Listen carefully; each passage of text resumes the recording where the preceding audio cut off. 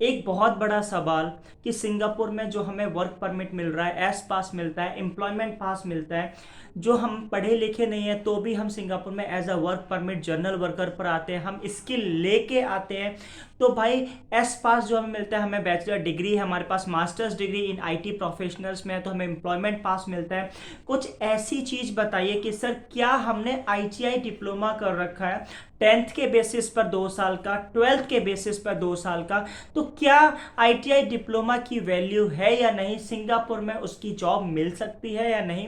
तो आज इस कमेंट्स का जो मेरे जो यूट्यूब पे कमेंट्स आए थे कि सर हमने 10th के बाद डिप्लोमा कर रखा है 1 साल का, हमने 10th के बाद 2 साल का डिप्लोमा कर रखा है, या 12th के बाद 2 साल का डिप्लोमा कर रखा है, क्या हम सिंगापुर में जॉब के लिए कौन से परमिट के लिए एलिजिबल हैं। तो मेरी आपसे छोटी सी रिक्वेस्ट है, अगर आप इस चैनल पर पहली बार आए हो, पहली बार देख रहे हो, या यूट्यूब की रिकमेंडेशन से आपने ये चैनल देखा है, please like and subscribe, press the bell icon, all का बटन फ्रेंड्स में शेयर कर देगा ताकि सभी को नोटिफिकेशन मिलता रहे। अब बात करते हैं कि देखो ऐसा होता है सिंगापुर में 3 तरह के वीजा होते हैं, जो वर्क परमिट, एस पास और एम्प्लॉयमेंट पास। वर्क परमिट जो होता है कंस्ट्रक्शन किसी भी इंडस्ट्री में वर्क परमिट होता है, लेकिन होटल हॉस्पिटैलिटी इंडस्ट्री में मोस्टली इंडियंस के लिए एस पास एंड एम्प्लॉयमेंट पास है, आईटी वालों के लिए एस पास एंड एम्प्लॉयमेंट पास है। इस चीज को समझो, कंस्ट्रक्शन इंडस्ट्री में तीनों की तीनों, अगर आप पढ़े लिखे नहीं हो, आपके पास इसके लिए वर्क परमिट, अगर आप बैचलर ऑफ सिविल इंजीनियरिंग वगैरह कर रखी है तो आप एस पास और एम्प्लॉयमेंट पास के लिए एलिजिबल हो।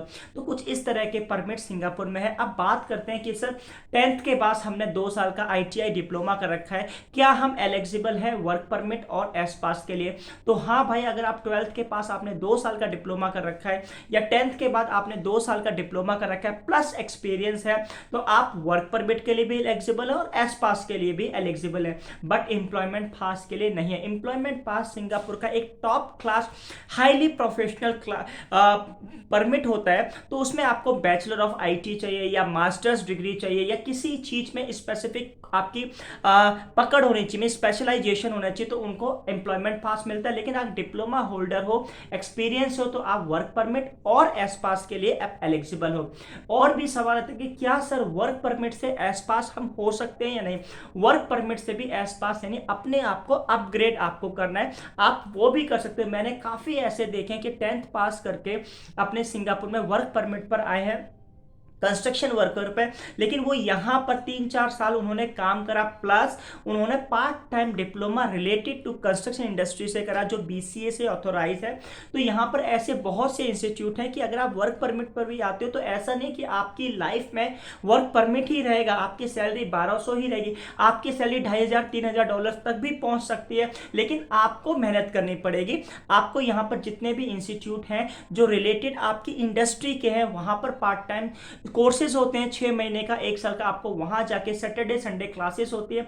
इन कॉलेजेस की फीस जो होती है 6,000 सिंगापुर डॉलर्स होती है। आपको 1 साल का कोई डिप्लोमा इन इंजीनियरिंग या डिप्लोमा इन टेक्नोलॉजी या कंस्ट्रक्शन इंडस्ट्री से आपको मिलेगा। अगर आपको कंस्ट्रक्शन इंडस्ट्री में हो तो कंस्ट्रक्शन, इंजीनियरिंग फील्ड में हो तो इंजीनियरिंग का डिप्लोमा। तो इस तरह के अगर आप वर्क परमिट पर हो, आप वर्क परमिट से एस पास आ सकते हो, लेकिन आपको 3 या 4 साल देने पड़ेंगे। आप वर्क परमिट का एक्सपीरियंस होगा, आपके पास इंडस्ट्री का एक्सपीरियंस होगा, प्लस डिप्लोमा होगा, तो आपको जो कंपनी है वो अपग्रेड करेगी एज एस पास पर। तो आप वर्क करोगे एज सुपरवाइजर, सीनियर सुपरवाइजर या साइट सुपरवाइजर या मैनेजर लेवल पर भी आप काम कर सकते हो, एडमिन की जॉब भी आप कर सकते हो।